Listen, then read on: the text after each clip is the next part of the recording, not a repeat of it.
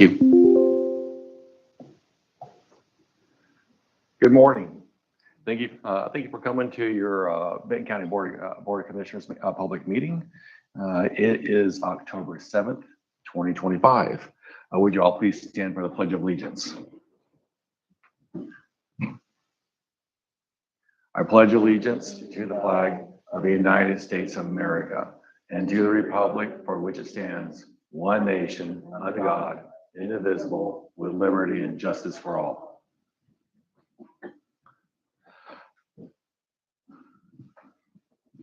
All right, can I go ahead and have a motion to approve the meeting minutes for September 30th, 2025?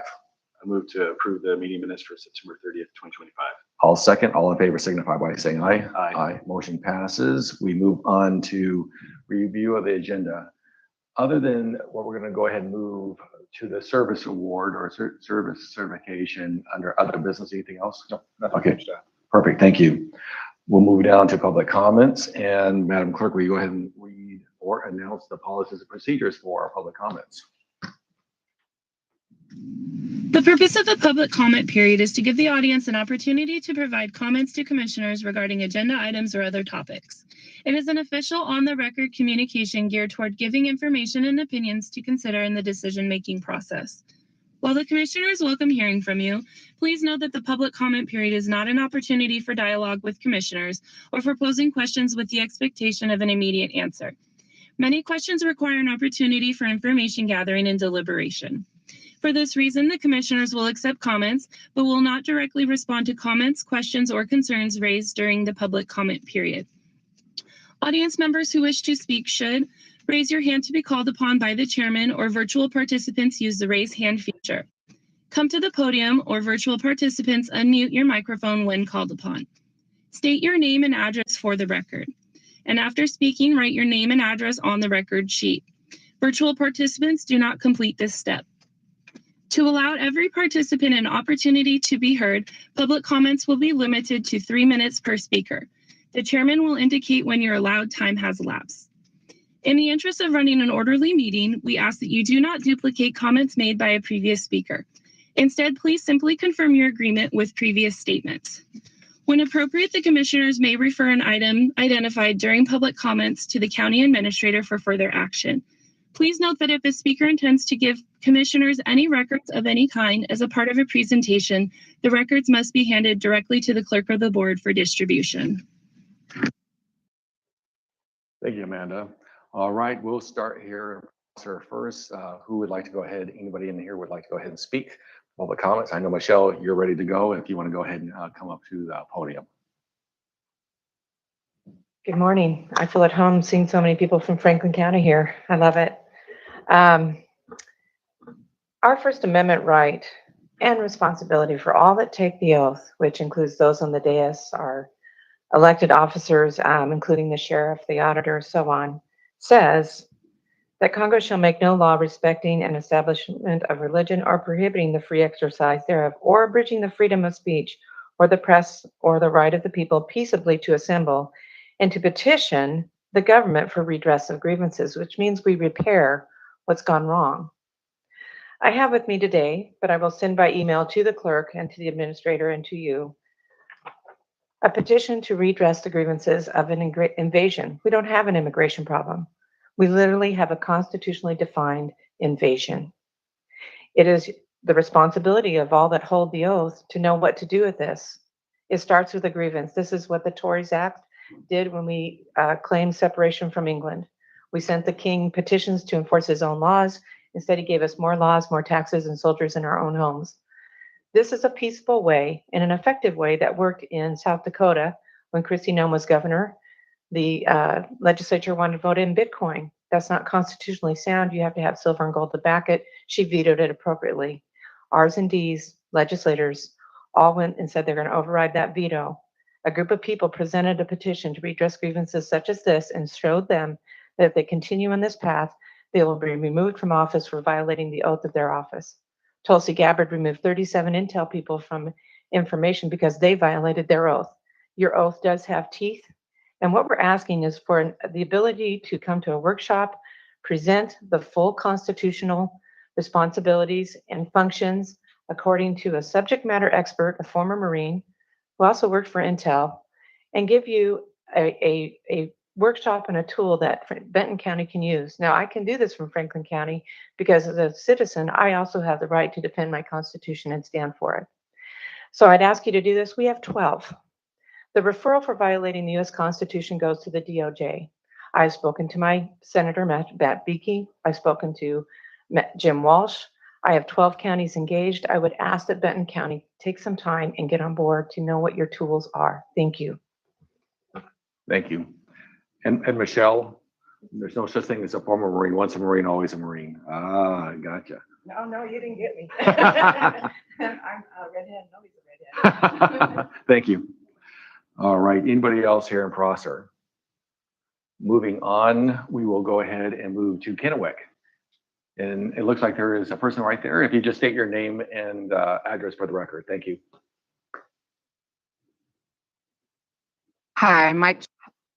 My name is Nicole Carby. Can you hear me? Yes. Hi. Bear with me just one moment. I want to not go over the time limit, but that will require me to set my timer.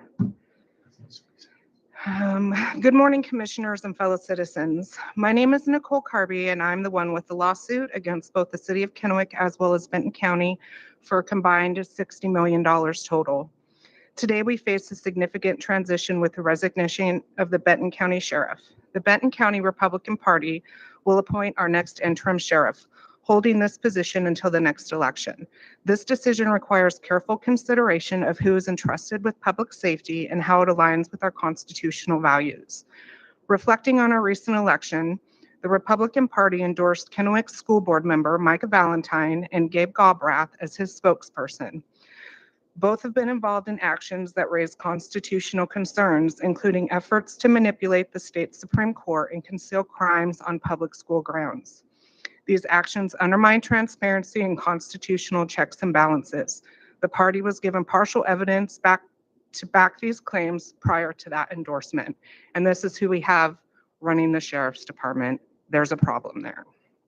When children's safety, excuse me, a few months ago, Mr. Galbraith, speaking for Mr. Valentine, admitted at the Benton County Republican Party that their attorney advised them not to speak with me.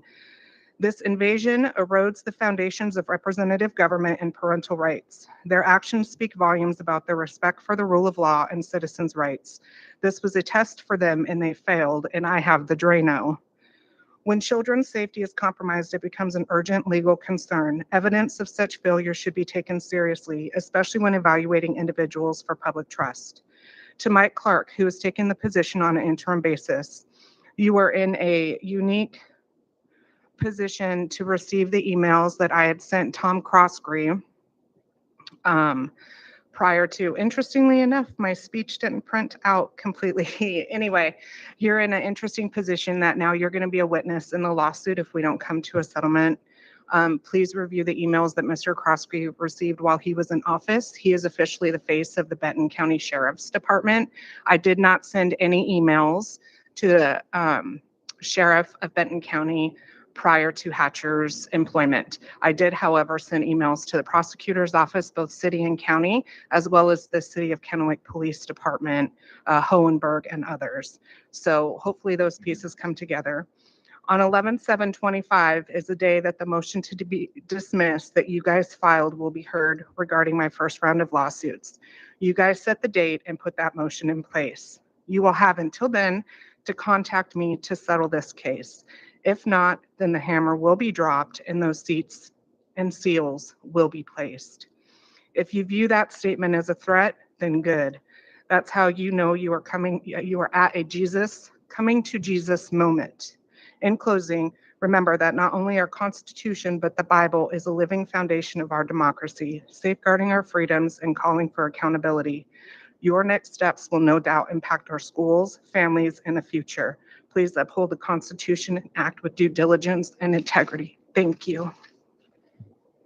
All right, thank you. Anyone else in Kennewick who would like to go ahead and speak for public comments? Seeing none, anybody online? Commissioner McKay? Yeah, there's a lady named Kat Espinda.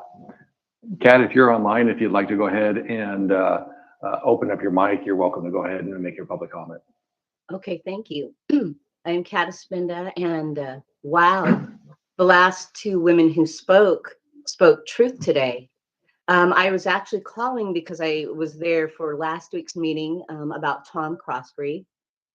As you can hear by Nicole and what she said, Tom Crosby doesn't actually, he never investigated anything unless it had to do with his brotherhood, his friends. But real investigations have been brought to Cross Creek, fully ignored, including being served with registered mail, certified mail, email. There are crimes being committed against the people.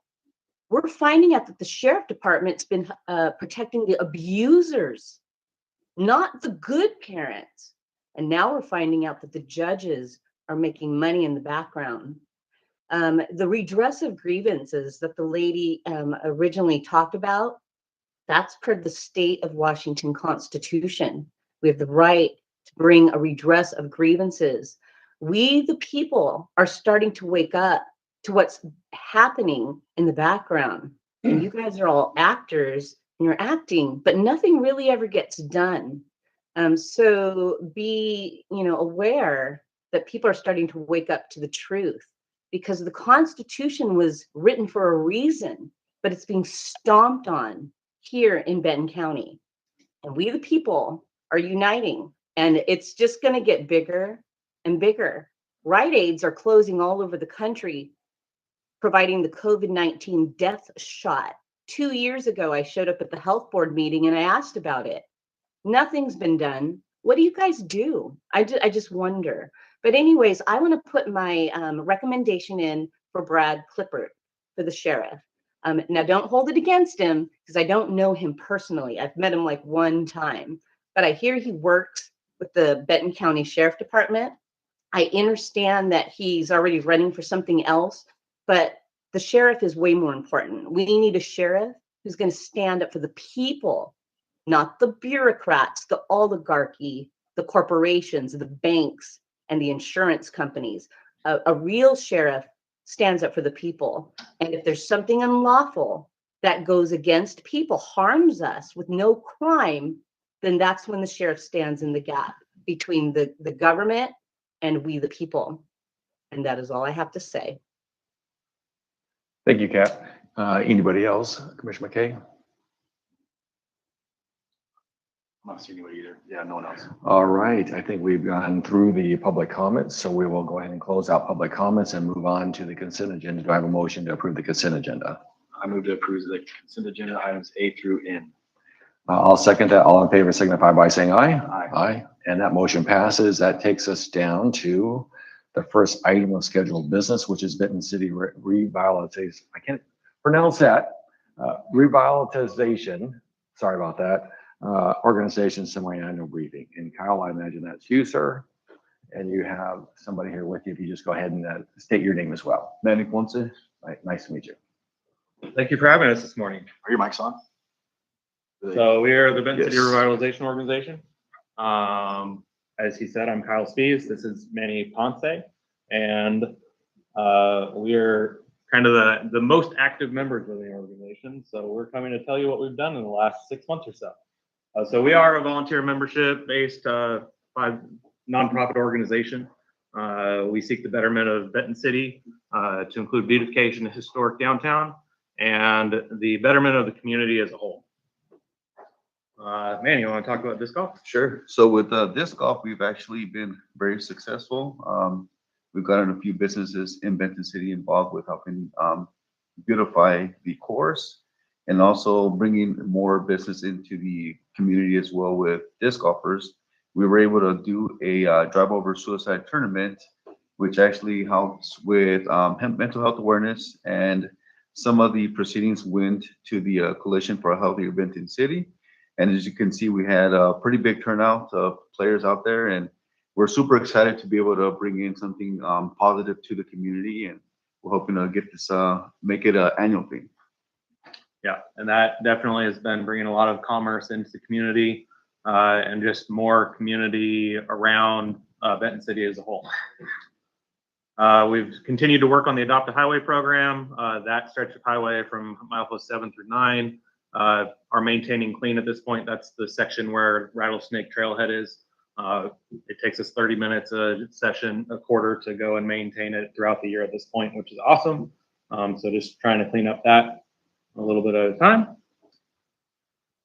We also coordinated and partnered with several other local organizations as well as the City of Benton City to establish the pickleball court. So the pickleball court has 5 of the 6 nets up. It's all working now, and I drive past it daily, and there's always at least a family out there playing. So that's bringing families out, doing outdoor activities again, and getting them out in the community. So on that one there, I would say that, you know, I know when I was in the city of Richland and city councilman and then mayor there, a lot of people were asking for pickleball courts. We did that in Clayville Park, and that's been very, very successful and just grown over the last few years and stuff like that. So I think this is a win-win for the city of Benton City. So that's a really good one. And then just across the street, we have the tennis ball courts at the high school, which I know that as a Tri-Cities organization, people come to our tennis ball courts because they're bigger and they're pretty well maintained. So yeah, even with what you talked about earlier with that course that you guys have created, I can see that being an annual thing too. So you're bringing some activities in there for families and people. That's good. And the goal behind all these kind of outdoor activities is obviously we're building a whole bunch of houses in Benton City, and we need to build that framework to have activities for these families, 800 plus families that are going to be moving into the area in the near future. So the bear sculpture. So I know I've talked to you a couple times about it, and the first one is done and installed at the high school. There was great voice from the community that they like this aspect. Obviously, we're pinging off of some other towns that have done it in the past, but this is the first one, and we're looking to partner with some local organizations to have them sponsor bears as well throughout town. So look to see some more art displayed around town. The middle school is working on theirs this year, so that should be installed hopefully in the spring. And then the newest project, I discussed it a little bit last time, but it has been kicked off at this point. So the Future Leaders Initiative. So when I moved in the community, I realized that it felt like the younger voices weren't being heard, or one even didn't know that they could be heard. So we have keyed off the Future Leaders Initiative.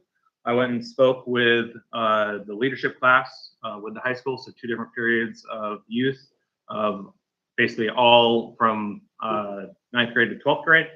And basically it was, hey, what do you guys want in your community? How can we get there? What things have been talked about? And these are some displays of some of their ideas that we wrote down and brainstormed on the board. Next sessions will be bringing